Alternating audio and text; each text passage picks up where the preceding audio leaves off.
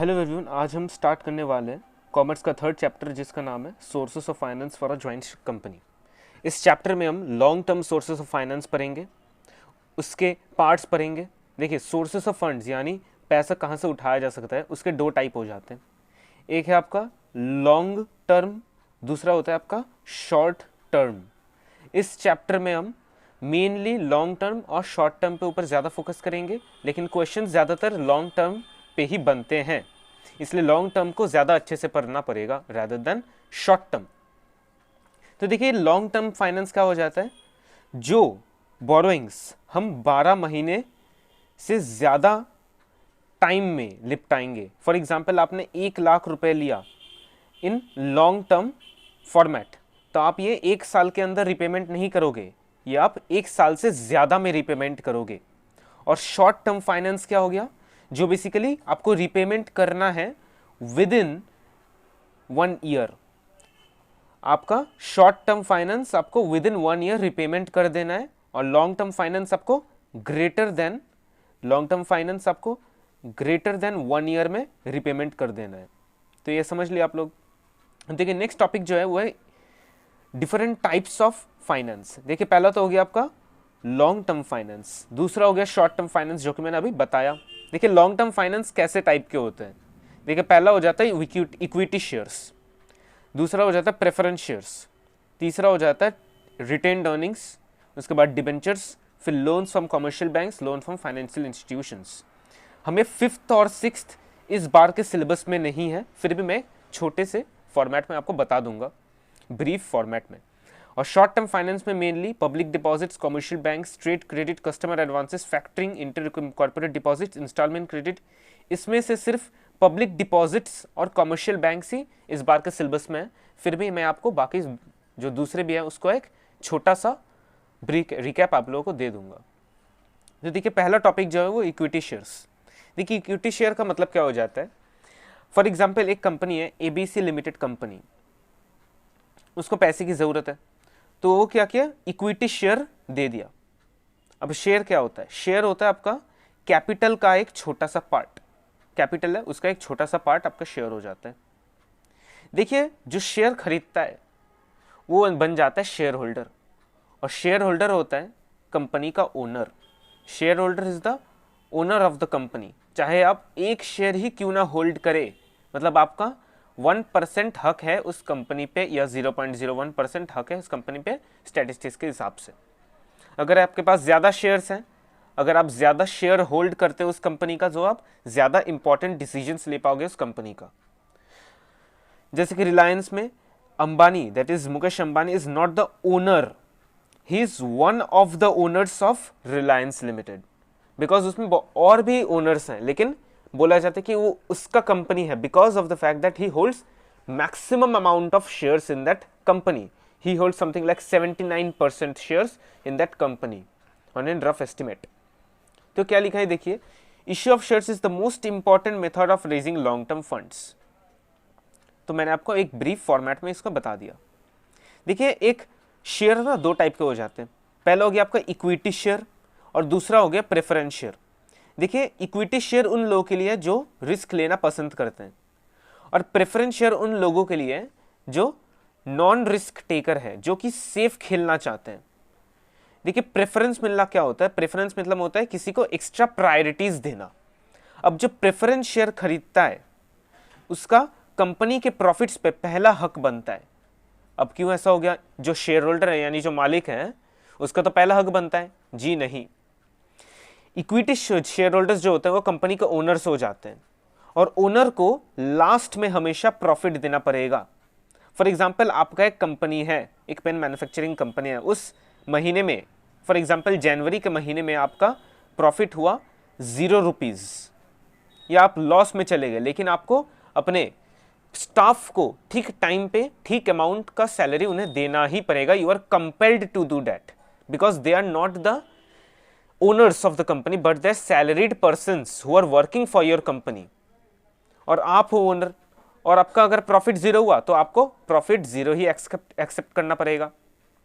तो वैसे ही equity share holders जो हो जाते हैं, they are the owners of the company and they have to take part in the losses and profits of the company. अच्छा, preference share क्या हो जाता है? प्रेफरेंस शेयर्स जो होल्ड करते हैं उन्हें प्रेफरेंस शेयर होल्डर्स कहा जाता है respectively, and they get a fixed dividend every year, या हाफ ईयरली हो सकता है, एनुअली हो सकता है, नॉर्मली एनुअली दिया जाता है। तो देखिए उन शेयर्स पे एक्स्ट्रा प्रायोरिटीज है, एक्स्ट्रा प्रेफरेंसेस हैं। लेकिन ऐसा भी हो सकता है कभी कभार कि कंपनी का लॉस हो गया, फिर भी उन्हें प्रेफरेंस शेयर होल्डर्स का डिविडेंड या इंटरेस्ट देना ही पड़ेगा, because they are not the owners but they are the creditors of the company. ठीक है, लेकिन इक्विटी शेयर होल्डर्स को तो डिविडेंड नहीं मिलेगा, फिर भी कुछ नहीं कह सकते वो, because they are the owners of the company और the share holders of the company.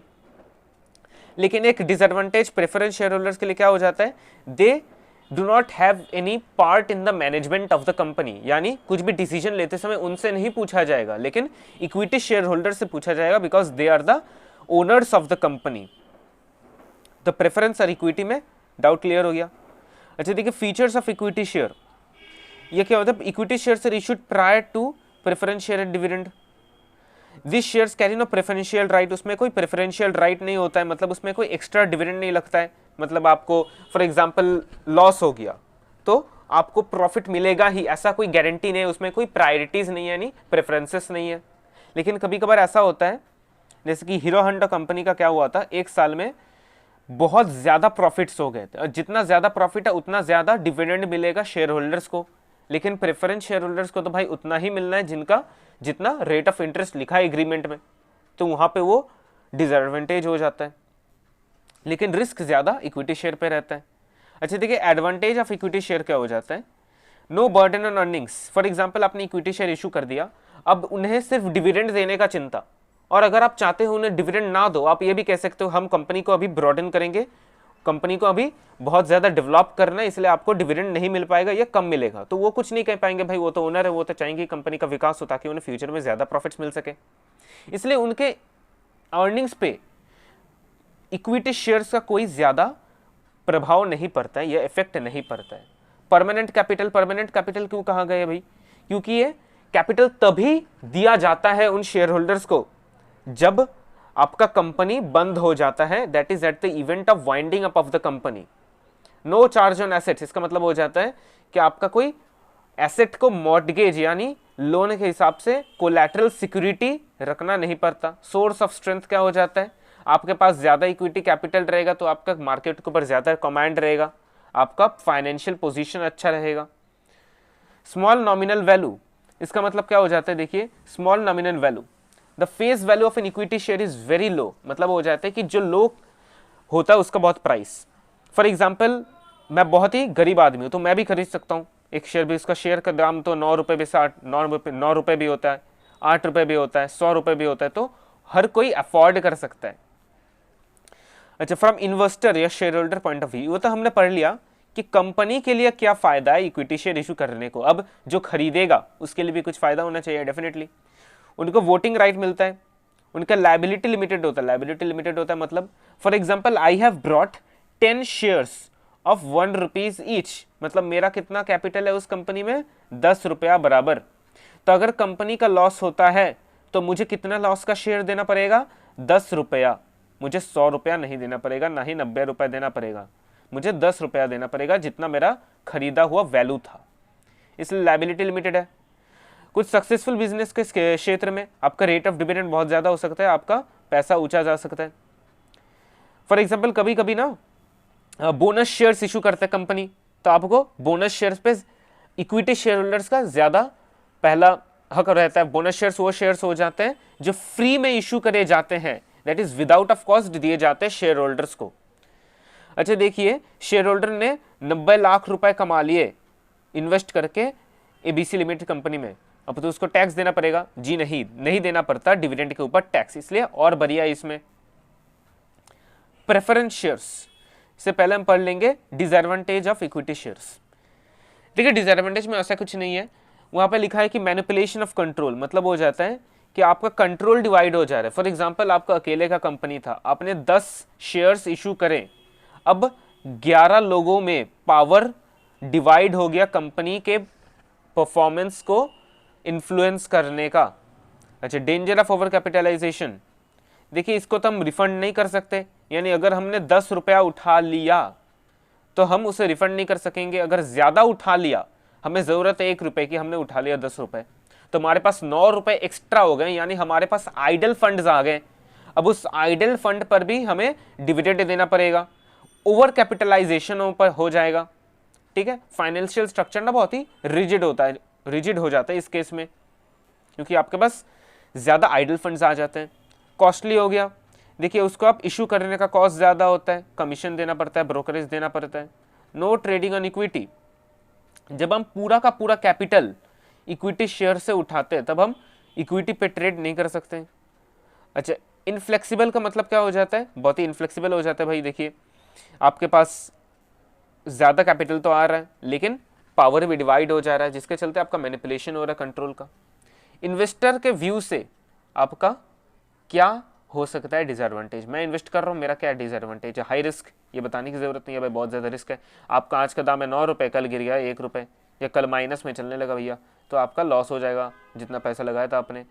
Unhealthy speculation, मतलब काफ़ी बार जो इग्नोरेंट्स इन्वेस्टर होते हैं वो नहीं देखते, जो ना समझ के वहाँ पे शेयर खरीद लेते हैं या नहीं देखते कंपनी में क्या हो रहा है, तो बहुत बार वहाँ पे बूम के टाइम पे, यानी जो अच्छा हो जाता मार्केट, जब प्राइस राइज करने लगता है शेयर का, तब उसमें बहुत ज़्यादा स्पेक्यूलेशन होता है, बहुत ज़्यादा 2 नंबरी काम होना शुरू हो जाता है।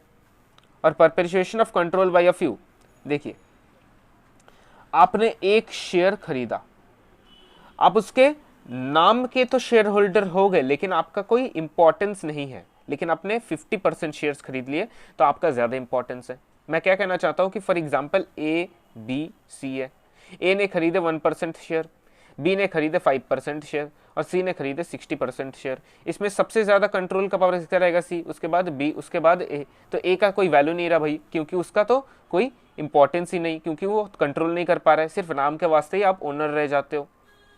अच्छा देखिए उसके बाद हम पढ़ेंगे प्रेफरेंस शेयर। प्रेफरेंस शेयर मैंने आपको बता दिया था, तो देखिए उसका प्रेफरेंस शेयर का टाइप पढ़ लेते हैं, ये एग्जाम में आएगा तो नहीं, फिर भी हम देख लेंगे थोड़ा।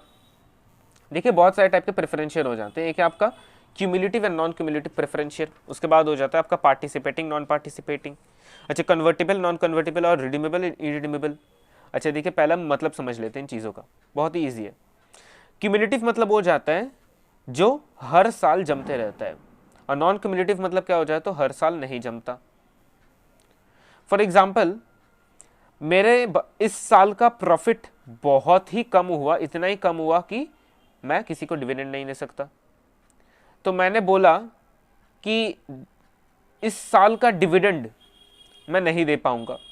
तो क्यूमुलेटिव शेयर वाला बोला कि मेरा तो नाम क्यूमुलेटिव शेयर है, क्यूमुलेटिव प्रेफरेंस शेयर, तो मेरा तो इस साल का आप नहीं दे पाए, इस साल का मेरा 5,000 रुपये ड्यू रहा, वो आप नेक्स्ट साल दोगे। नेक्स्ट साल भी कंपनी नहीं दे पाया, उस साल भी 5,000 रुपये ड्यू रहा, उसके बाद साल भी 5,000 रुपये ड्यू रहा, उसके बाद साल में देना पड़ा। लेकिन नॉन क्यूमुलेटिव में जमता नहीं है, एक साल नहीं दे पाया तो डायरेक्ट नेक्स्ट साल में उसको पिछले साल का डिविडेंड नहीं मिलेगा। देखिए पार्टिसिपेटिंग, नॉन पार्टिसिपेटिंग। पार्टिसिपेटिंग मतलब क्या होता है, किसी चीज़ में हिस्सा लेना। जो पार्टिसिपेटिंग प्रेफरेंस शेयर होल्डर होते हैं वो बेसिकली प्रॉफिट्स में शेयर लेते हैं other than the dividend received by them, मतलब डिविडेंड तो उन्हें मिलता ही है plus the share in profits, और नॉन पार्टिसिपेटिंग को नहीं मिलता। कन्वर्टेबल मतलब होता है वो प्रेफरेंस शेयर जो एक पॉइंट के बाद इक्विटी शेयर में बदल जाते हैं, और नॉन कन्वर्टेबल मतलब उसका उल्टा भाई, जो नहीं कन्वर्ट होता। रिडीमेबल मतलब होता है जो कि रिफंड हो जाता है एक स्पेसिफाइड पीरियड के बाद। फॉर एग्जांपल कंपनी ने उठाया था 10 लाख रुपए प्रेफरेंस शेयर्स के द्वारा, एंड दे सेड हम इसके रिफंड कर देते हैं, रिडीम कर देंगे 20 साल के बाद, तो इसको हम रिडीमेबल प्रेफरेंस शेयर बोलेंगे। और इरिडीमेबल प्रेफरेंस शेयर एग्जिस्ट नहीं करता है, ठीक है ना। According to the 2013 company act, वहां पे आपको प्रेफरेंस शेयर होल्डर्स को उनका कैपिटल पहले ही दे देना पड़ेगा एक स्पेसिफाइड टाइम पीरियड के बाद। तो इरिडीमेबल प्रेफरेंस शेयर एग्जिस्ट नहीं करता आज के ज़माने में। अच्छा, एडवांटेज क्या हो गया, जो सेफ खेलना चाहते हैं उनके लिए रेगुलर डिविडेंड आना शुरू हो गया, तो उन्हें रिस्क लेना नहीं पड़ा। No burden on profits. No burden on profit मतलब क्या हो जाता है, preference share do not put a fixed burden on finances are prevail out of only profits. इसको इशू करने के चार्जेस बहुत कम हो जाता है as compare to equity share, और आप पे ये भार भी नहीं बनता है, वो मैनेजमेंट में भाग नहीं ले पाते हैं, कोई कोलैटरल सिक्योरिटी रखने का ज़रूरत नहीं होता है, आप इक्विटी पे भी ट्रेड कर सकते हो भैया, फ्लेक्सिबिलिटी रहता है कैपिटल में। क्योंकि अगर आपका एक्स्ट्रा आ भी गया 1 लाख रुपया, 1 करोड़ रुपया, 10 करोड़ रुपया एक्स्ट्रा आ भी गया, ओवर कैपिटलाइजेशन आ भी गया, तो टेम्परेरी के लिए, क्योंकि आप 20 साल बाद तो उसे दोगे ही उसको। From investor share holder point of view से क्या प्रॉफिट है, उनको एक स्टेबल और रेगुलर डिविडेंड मिलने लगा भाई, इसमें रिस्क इन्वॉल्व कम है, उनको अपना लगा हुआ पैसा मिल जाएगा कुछ देर बाद। देखिए जो लोग क्यूमुलेटिव प्रेफरेंस शेयर खरीदते हैं, उनका इस साल का डिविडेंड नहीं मिला था, क्या हुआ, नेक्स्ट साल मिल जाएगा। अच्छा, तो देखिए advantage of preference share, disadvantage, company के पॉइंट ऑफ व्यू से कॉस्टली सोर्स है, ठीक है, क्योंकि प्रेफरेंस शेयर इशू करने का कॉस्ट ज़्यादा हो जाता है, परमानेंट बर्डन हो जाता है, क्योंकि आपको देना ही पड़ेगा डिविडेंड, जो कि इक्विटी शेयर में नहीं था। लीगल फॉर्मेलिटीज़, बहुत सारे लीगल रिस्ट्रिक्शंस होते हैं भाई इशू करने के समय। लो अपील, क्योंकि बहुत सारे कम इन्वेस्टर्स है जो इसमें इन्वेस्ट करना चाहते हैं, सब रिस्क लेना चाहते हैं, क्योंकि रिस्क है तो इश्क है।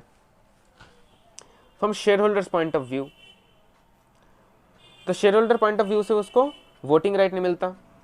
जब उसका काम हो जाएगा, उसको 20 लाख रुपए उसने लोन 20 लाख रुपए प्रेफरेंस शेयर से दिया था, फॉर एग्जांपल पर्सन ने 10 लाख रुपए दिए थे उसमें से प्रेफरेंस शेयर में, तो अच्छे से पा रहा था वहाँ से डिविडेंड, लेकिन कंपनी ने बोला ये लो भाई तुम्हारा 10 लाख रुपए, अब यहाँ से निकलो, तो fear of being shown the door, no capital appreciation, उनको प्रॉफिट्स नहीं मिलेगा, सेफ खेलना चाहते हो तो रिस्क नहीं मिलेगा भाई, नो गारंटी ऑफ डिविडेंड्स, कभी कभी आपको डिविडेंड नहीं भी मिल सकता है, ठीक है।